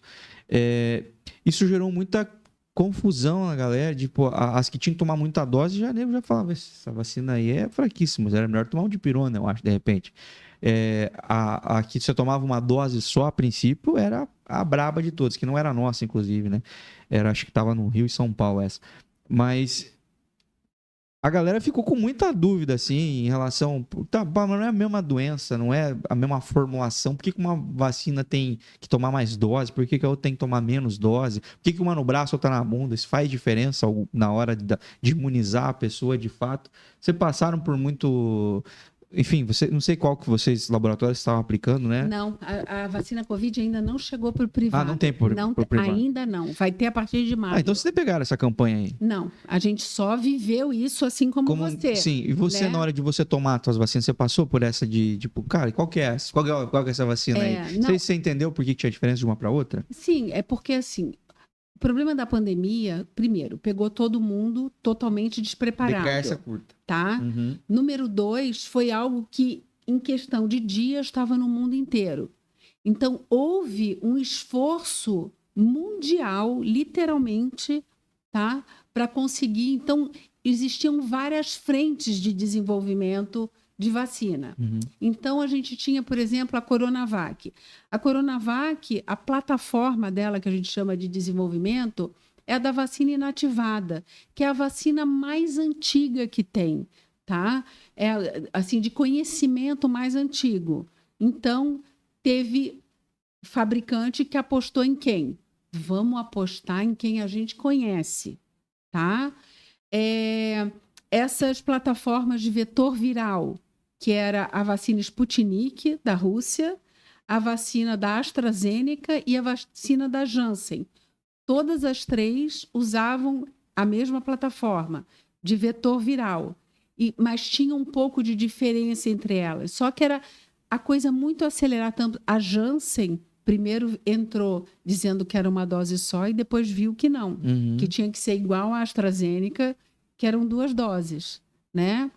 E tem as plataformas que a gente chama de RNA mensageiro, né? Que é a vacina da Moderna e da Pfizer, né? Então, assim, foram várias frentes tentando buscar a vacina, porque senão a gente estaria na pandemia até hoje, né? E aí foi assim, ó, cada um fez o que tinha, o que podia. Então, só para você ter uma ideia, houve até uma discussão do ponto de vista ético no mundo, Por exemplo, o Canadá. O Canadá pegou para ele uma quantidade, parece que 8 vezes maior do que a população dele. Uhum. Tipo assim, não, isso aqui é meu. O pessoal comprando Né? água agora, né? Exatamente, tá? Isso aqui é meu. 8 vezes a população. Precisava 8 vezes a população? Não precisava, tá? Mesma coisa Estados Unidos. Então, até a gente viu a questão da desigualdade. Uhum. Quem que ficou para trás nesse... Eu não tinha poder de compra, de negociação. A África foi quem ficou para trás, né? Tipo assim, aí depois, De novo, né? como sempre, né? E aí, como as vacinas, depois com as vacinas quase vencendo, aí eles começaram a dar uma de bonzinho. Vamos doar as vacinas. Vamos doar as vacinas. Estavam quase vencendo, né? Mas, assim... Mas qual foi o saldo disso? Tantos laboratórios, tantas fórmulas e o que hoje é o validado? Assim? Eu acho que a vacina que veio para ficar é a tecnologia do RNA mensageiro. E não só para a vacina Covid, mas uma série... Esse é quem? Pfizer? Pfizer e Moderna. A Moderna é um laboratório que está se instalando no Brasil agora, né? Então, essas duas, de tudo, foi quem vingou, né? Porque a vacina da AstraZeneca, até tentaram trazer para o privado, ninguém quis. Tá? Porque ficou a questão da trombose, né? O risco de trombose e tal, e eu nem sei, para te ser honesta, isso eu não sei te dizer. Se ainda tem vacina disponível, tanto da AstraZeneca como da Janssen, que são as duas de vetor viral, tá? Eu acho, pelo que eu tenho visto nos congressos de vacina que eu frequento, né? Que eu vou a vários por ano, até fora do Brasil, quem veio para ficar é o RNA mensageiro. A questão do pessoal ter comprado essas vacinas a toque de caixa no desespero, estava todo mundo comprando, você também tinha que se colocar lá na lista de interessados, né? Para você garantir que você tivesse um lado ali, aí, principalmente no começo, quando o preço não estava super inflado. Eu entendo, né? O posicionamento dos governos e tudo mais, e até a pressa de política de alguns ali. Até eu não sei te dizer, assim, não vou, assim, eu não sei te dizer, porque como foi uma vacina que ficou no público, no mundo inteiro, não sei te dizer se chegou a ter o preço, assim, acima do que deveria. Né? Mas talvez eu não sei, né? Porque teve gente que caiu na fila. Tem gente que tava no topo da fila e caiu, e daí teve que procurar outra. Tanto que, né, o Brasil tinha quase 5, pelo menos 4 vacinas diferentes rodando no Brasil aqui, porque era tipo, quanto você pode me vender agora por esse X quantidade e tal? Então vou fechar, eu quero para daqui, nego indo buscar. Não teve vacina no privado. Não teve. A vacina Covid... Não, eu digo o próprio governo comprando vacina, né? Tá. Tipo assim, quanto que eu consigo comprar agora? Porque vocês já venderam tanto para tal país, tanto para tal país, eu também queria. E, enfim, aí virou esse tanto de... a vacina... Compramos o que tem, o que deram para comprar, por exemplo, compramos. Hemisfério Norte, pelo menos assim, Estados Unidos e Canadá ficaram com RNA mensageiro. Você fala que os caras produziam também, né? Sim, a Pfizer está lá e a Moderna também é americana, né? Então ficaram, basicamente, Estados Unidos e Canadá só usaram plataforma de RNA mensageiro. Europa usou bastante a AstraZeneca, né? A China ficou com a CanSino, que é a Coronavac, né? E ficou basicamente nisso, né? O Brasil acabou pegando a tecnologia da vacina inativada, que era a vacina da CanSino, a Coronavac, para o Butantan produzir, né? E basicamente era o que tinha. Mas não vai vingar isso também. Não sei te dizer. Isso aí é uma coisa que eu não vou, sabe, me atrever mas a minha dúvida final sobre Covid, vacina da Covid, é questão de nunca se perguntaram o que poderia acontecer a longo prazo sobre uma vacina que você tomou. Como eu te falei, eu sou o cara que mais tomou vacina no Brasil aí, repetidas doses. Nunca perguntei se o fato de eu tomar 6 doses não ia me fazer se transformar num dragão no futuro. Nunca perguntei. Tomei. É para tomar, vamos tomar. Tá aí, tá liberado no SUS, é para tomar. Não me proibiram de tomar mais que uma dose, muito pelo contrário, me fizeram tomar mais que uma dose, porque eu não tinha carteirinha. Então deve ser seguro. Essa vacina foi diferente, né? O pessoal já estava preocupado com o aspecto de segurança. Não, mas os caras não deram garantia, ficou em aberto. Eu não sei nem de onde saiu isso, né? A origem disso. Mas começou aquela história de que eu não vou deixar fazer uma vacina que vai alterar o meu DNA. Primeiro, que o RNA mensageiro nem faz parte. A duração do RNA, tanto que é uma plataforma da década de 60 e qual era o grande problema? Como fazer o RNA durar tempo suficiente para entregar a mensagem? Uhum. Porque ele dura fração de segundo. Então, essa tecnologia é literalmente alguém que te mostra a foto do Procura-se. Uhum. Ele mostra a foto e morre. Então, assim, ó, não existe a menor possibilidade daquilo ali ser incorporado ao teu DNA. Uhum. Tem uma vacina que é utilizada desde a década de 90. A gente vacina o bebezinho na maternidade, quando ele nasce, nas primeiras 24 horas de vida, que é a vacina da hepatite B, que é uma das melhores vacinas que existe em termos de eficácia, né? E a composição dessa vacina é de DNA recombinante. Isso altera o DNA. Não, tanto Então, que assim, ó, senão Forte abraço. todo mundo seria jacaré. Desde a, que eu não sei DNA do que nós estamos se misturando aí, né? desde a década de 90, né? Então, assim, as pessoas vão criando umas fantasias. Outra coisa assim, ó, essa vacina foi desenvolvida muito rápido. Não. Já tinham havido outras epidemias de coronavírus no mundo. Uhum. Mas foram epidemias muito restritas, porque eram coronavírus muito agressivos, muito mais agressivos que o SARS-CoV-2. Por exemplo, a SARS, na China, em 2005, era coronavírus, um coronavírus com uma taxa de mortalidade altíssima, tá? Na época... Mas de contágio? 2005. Quando o vírus é muito agressivo... É pouco contágio. Ele meio que se suicida. Uhum. Porque ele te infecta e te mata. Uhum. E com isso ele não consegue que você transmita para outra pessoa. Sim, você não circula. Exatamente. Então, quando é muito agressivo, ele tem essa questão que ele se suicida. Então, o ebola não foi longe, né? A coisa não vai adiante, tá? Então, a SARS na China...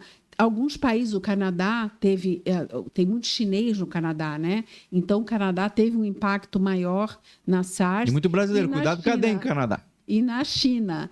Agora, depois, em 2000, ali por 2009, teve a MERS, no Oriente Médio, que era um coronavírus também. Uhum. A questão é que o desenvolvimento dessas plataformas para coronavírus já era daquela época. Uhum. A questão é que não deu tempo de testar a vacina, porque quando a vacina ficou pronta, já não tinha mais gente, não tinha mais caso. Uhum. Tinha morrido quem foi infectado e o vírus morreu junto. Na MERS, a mesma coisa. Então, quando veio agora o SARS-CoV-2, que a gente, assim, do ponto de vista da agressividade, ele é um vírus besta, Uhum. tá? Acho que talvez a mortalidade dele máxima é o quê? No máximo 3%, tá? Só qual foi o mérito dele? Contagioso pra caramba. A questão da rapidez com que ele se alastrou mundo afora. Então, assim, ó, 3% de mortalidade do mundo inteiro é muito. É gente pra caramba. É muito e a gente viu no que deu, a quantidade de pessoas que morreram, tá? Então... O que o teu balanço geral sobre essa vacina é segura? Eu já tomei 6 doses, vou tomar 10, 20, 30, 50, 100 se precisar. Meus filhos estão vacinados, tá? As pessoas que, assim, da minha família estão vacinadas. E, assim, vou tomar todas as doses. E a hora que botar para vender, tu vai colocar na Salutar? Com certeza. Com certeza. Provavelmente em maio. E a da dengue? O que aconteceu? Não tinha vacina da dengue até então. A gente tava aí tomando mordida de mosquito e mordendo mosquito aí, dando tapa em mosquito, sem saber se era o listradinho ou não. A gente não perguntava, só matava o mosquito. De repente, temos vacina. Não temos vacina. Não temos vacina. Aí, não, mas pode procurar uma rede particular, tu vai conseguir tomar a vacina. Nem a rede particular mais consegue comprar a vacina.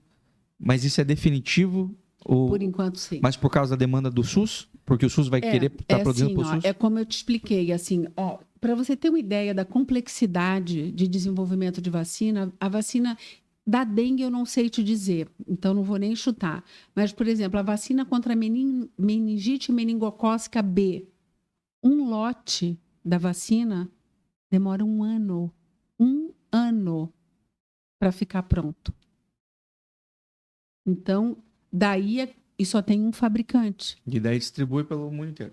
E vai para o mundo inteiro, tá? A da dengue, a gente tinha, sim, uma vacina antes, que era a vacina do laboratório Sanofi, mas que teve uma situação. Eles não testaram em pessoas que não tinham tido a dengue. E aí começou a vacinar e viram que as pessoas que nunca tiveram tido... A dengue são 4 tipos de vírus. Então, deixa eu começar. Vamos recomeçar, recalculando. A dengue são 4 tipos de vírus. Teoricamente, você pode ter dengue 4 vezes. A possibilidade da dengue grave é a partir do 2º episódio de dengue, tá? Então, mas a primeira já é bem ruim, tá, gente? Com certeza. É uma das piores coisas que eu já peguei na minha vida. Meu filho ficou muito mal ano passado. Ele teve em maio e a vacina chegou em junho, né? Errou o time, pouca coisa. Então, assim, ó, a vacina da Sanofi só podia ser feita em quem já tinha tido um episódio da dengue. Porque se eu vacinasse uma pessoa que não tinha tido, a vacina, como é de vírus vivo atenuado, servia como o primeiro episódio. Entendi. E aí, você tendo dengue de novo, você estava arriscado a ter a forma grave da doença. Certo. Tá? A vacina da Takeda, né, do laboratório japonês, não. Ela foi testada tanto em pessoas que não tiveram dengue, como em pessoas que tiveram, para comparar ali os títulos de anticorpos. E ela foi muito eficaz em ambos os grupos. Tá? E vai ser uma dose? Vai ser 2, sabe? Não? São 2 doses. São 2 doses com intervalo de 3 meses. E assim, para esse ano não existe perspectiva da rede privada voltar a ter vacina. E a pública? A pública é para ser de 10 a 14 anos, né? Mas já chegou? Não chegou ainda. Em Joinville, não. Eles distribuíram só para alguns municípios, né? Nordeste, né? São Paulo. Não tem lugar pior que nós, eu acho. Com certeza. Joinville, essa semana eu estava escutando, o estado de São Paulo teve 10 óbitos por dengue em 2024. Joinville teve 5. A cidade de Joinville teve 5 óbitos em 2024. O pessoal tá então, assim, assustado. Não ter vindo para Joinville, aí já entra numa questão de política partidária. Acho melhor a gente mudar de assunto. Mas alô, político, seja lá qual for o teu lado, não ligo. Se você tá colocando isso na frente de salvar pessoas numa cidade que tá um caos... Cara, você não... Eu espero que 5 pernilongos da dengue tenham morto simultaneamente, assim. Porque aí supera as 4 chances que você tinha de pegar esse troço. Cara, pelo amor de Deus, cara, isso é mais importante que qualquer coisa. Qualquer coisa. Vidas são mais importantes que qualquer coisa. Isso tá acima de qualquer coisa. Depois a gente resolve isso aí. Mas resolva a questão da vacina, gente, pelo amor de Deus. Independente de quem é que tá travando, qual que é o problema e de que lado que é o problema. Resolvam, cara. Resolvam. Porque eu fico chateado com isso, cara. Porque encheram o saco... Desde o começo da Covid, que o negócio de vacina, que vacina é importante, todo mundo tem que vacinar. Voltou agora com o negócio de matrícula de escola aí, de criança aí, para poder se matricular. Ai, que vacina, não vacina, não sei o quê. Cara, se tá disponível e é para salvar a vida, vamos colocar para todo mundo, cara. Coloca, pelo menos, dê a possibilidade das pessoas tomar a vacina. Não senão... ter chegado aqui em Joinville, eu achei indecente. Só para avisar, eu tomei a primeira já. Mas você não tomou no SUS, Mas não foi no SUS. Agora vou ter que esperar um tempinho para poder tomar a segunda. Espero que não muito, tá, André? Para mim poder tomar a segunda, porque eu tenho medo desse... Cara, é muito judia demais, cara. E a dengue é uma doença que eu não sei de quem pegou e ficou melhor que eu. Todo mundo que pegou ficou pior que eu. Eu não sei quadro leve de dengue. Exato. A máxima que a gente ouve das pessoas é assim, eu tive dengue e Covid e a dengue foi 1 milhão de vezes pior do que a Covid. E sabe o que é pior, André? No meu caso... Sabe quando eu peguei dengue? Eu peguei dengue na semana do primeiro lockdown. Lembra os primeiros 7 dias que tava morrendo gente na Itália? O pessoal tava usando roupa de apicultor para tirar... Para levar a gente pro hospital, assim. Eu peguei dengue naquela semana ali, cara. Nossa, aí fazer o diagnóstico diferencial e saber o que que era. Cara, eu achei que eu ia morrer, porque eu tava me sentindo que eu tava morrendo. Eu tava vendo pra televisão, era velho morrendo na Itália, da Cupal, e fechando aeroporto, não pode entrar, quarentena, e não sei o que, não circulem, de chimarrão na casa da minha sogra, todo mundo passando bomba, e eu pensando, vocês vão morrer tudo, gente. Parem de compartilhar a cuia de chimarrão, porque, né? Com certeza. E sabe o que sabiam que de sintoma da Covid naquela época? Nada, cara. Gente, só tava Nem gente ficando sintoma e ruim. nem de tratamento. Só tinha gente ficando ruim, ó, dói o corpo, gente com tosse, gente e morrendo, era o que você sabia. E eu em casa, cada dia pior que o outro, assim. Foi uma semana que eu só ia definhando, assim. Eu pensei, cara, 10 dias eu não chego a viver. E aí fui num médico, no 6º dia, quando eu tava com dor nas articulações, assim, que me são umas manchinhas também. E eu já não sabia se era sarampo, comecei a pensar, cara, não sei, acho que isso aí é o começo do fim mesmo. Aí o médico falou, cara, isso aí é dengue, tá? E vou te falar, é pra em 7 dias você tá bom. Faz quantos dias que você tá mal? Eu fiz as contas e falei, hoje é pra ser o 6º dia. Ele falou, de amanhã pra depois da manhã vai ser como se nada tivesse acontecido. Eu pensando, cara, não tem como. Eu tô com dor no meu corpo, eu sinto dor pra me mexer, eu sentia dor pra fazer isso aqui, ó. E aí não deu outra, cara. Foi sexta passada, domingo, eu acordei, parecia que eu tinha tido um sonho. Eu tive febre, tive tudo. E eu acordei, não tinha mancha, nada doía. Então você teve sorte, que meu filho ficou 15 dias. Eu digo, não teve quadro brando de dengue, né? Eu sempre brinquei assim, o dia que meu filho disser, estou me sentindo muito mal, eu vou ficar desesperada, O bicho tá pegando. né? E assim, o meu filho ficou 15 dias, ele fez um quadro de hepatite pelo vírus da dengue, Nossa. alterou todos os exames dele de fígado, né? E assim, um horror, ele demorou muito tempo para ficar bem de novo. 100%. Mas assim, pra gente concluir, André, falando sobre a dengue, quando chegar essa vacina, tomem também. Se tiver disponibilidade. O problema é que... Não, mas eu digo assim, a galera não polemizem essa, pelo amor de Deus. É a história do guarda-chuva. Ano passado, inclusive, o laboratório fez uma ação, reduziu o preço para estimular as pessoas a se vacinarem. Ninguém tomou vacina de dengue. Ninguém. Olha que eu conversava, gente, a hora de vacinar é tem agora. Tem um mosquito na porta da... Porque são 2 doses. Você só está 100% protegido depois da segunda, né? E as pessoas dizem, mas é porque a vacina é cara, né? Não sei o quê. Eu falei, olha... E dito e feito. E dito e feito. Tá o que tá agora, né? Então é isso, tomem, né? Tomem a vacina. Queria que você desse o teu serviço da clínica, como é que as pessoas fazem para conhecer a clínica onde você tá. E se tiverem dúvidas em relação à vacina, tenho certeza que você vai poder ajudar. Então, a gente está no Shopping Miller, no piso térreo, do lado da Cassol. E eu queria aproveitar e fazer um parênteses, o motivo pelo qual a gente está dentro de um shopping, né?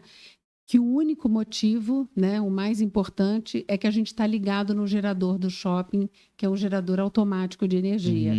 Então, assim, a gente... Uma geladeira que nunca vai ser da tomada. Exatamente. Então, assim, quando eu falo que eu sou muito chata, eu tenho que deitar a cabeça no travesseiro e dormir. Então, assim, nem pensar nessas vacinas não funcionarem. Eu sempre falo para as funcionárias, a gente tem que cuidar das vacinas assim, como se fosse ser aplicada na pessoa que você mais ama na sua vida. Porque se não puder ser aplicada nela, não pode ser aplicada em ninguém, né? Então, esse é o maior motivo. Mas a rede pública não tem gerador. Realmente não tem.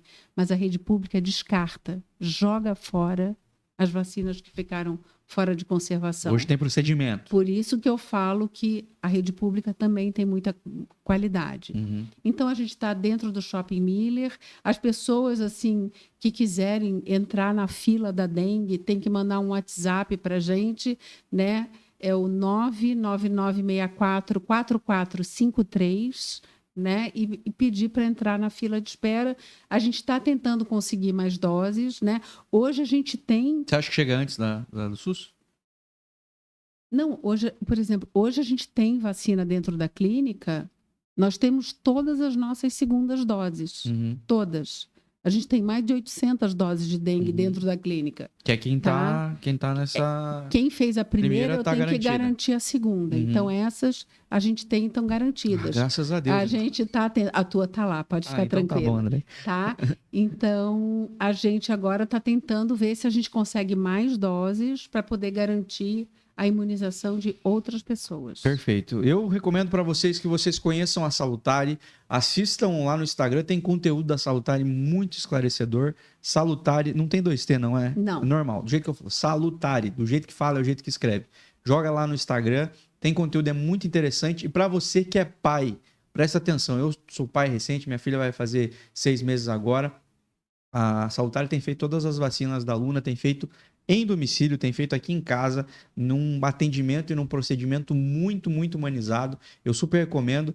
Tem a questão da eficácia das vacinas, que tem uma pequena diferença, pelo menos da que a gente fez até agora. A questão de reação também, de algumas que a gente fez até agora. Mas o atendimento, a aplicação, o procedimento é muito humanizado. Se você quer ter uma experiência diferente aí no atendimento, que você já teve, talvez em outras clínicas ou até no SUS, recomendo que conheça o trabalho da Salutare, tá? Tenha a experiência de fazer uma vacina com eles, que eu tenho certeza que vai ser muito importante. E para você os grandes empresários aí que nos assistem, você que tem empresa, você que tem indústria, seja lá que for o segmento, você que tem funcionários, quadro de funcionários, conheça a Salutare e saiba como a Salutare pode ser a solução aí para os problemas que você vem a ter com funcionários faltando e tudo mais, por doenças que podem ser resolvidas ou prevenidas com vacina, tá? Conheça a Salutare, o trabalho da Salutare, eu tenho certeza aí que pode fazer a diferença aí no dia a dia, na saúde da tua empresa também. Então, procure a Salutare. Se você gostou desse episódio, não se esquece, tem que curtir e tem que compartilhar para o máximo de pessoas possível. E não importa para quem você vai compartilhar, se a pessoa gosta de vacina, se a pessoa não gosta. Como eu falei desde o começo, esse episódio era necessário e indispensável que você compartilhe para o máximo de pessoas possível. Conhecimento é muito importante. Não defendemos nenhum lado aqui, falamos sobre fatos, então espero que você tenha curtido. Se você gostou, curte e segue a gente no Instagram, @bemincomum, tá bom? Muito obrigado, Andréa. Eu que agradeço a oportunidade. Que bom. Deus abençoe você, um forte abraço e tchau, tchau. A 4ª temporada do Bem em Comum Podcast é um oferecimento De Valor Corretora de Seguros. Há mais de 30 anos protegendo tudo que tem valor para você. Siga no Instagram, @DeValorSeguros. Dr. Tiago Ferreira Luiz, Ortodontia e Implantes, o número 1 de Joinville em cuidados com o seu sorriso. Agende uma consulta pelo WhatsApp e siga no Instagram, @TiagoFLuiz_odonto. Quer colar sua marca a um conteúdo bem comum? Entre em contato via WhatsApp e saiba como podemos voar ainda mais alto juntos. Rafael Fortes apresenta Bem em Comum Podcast.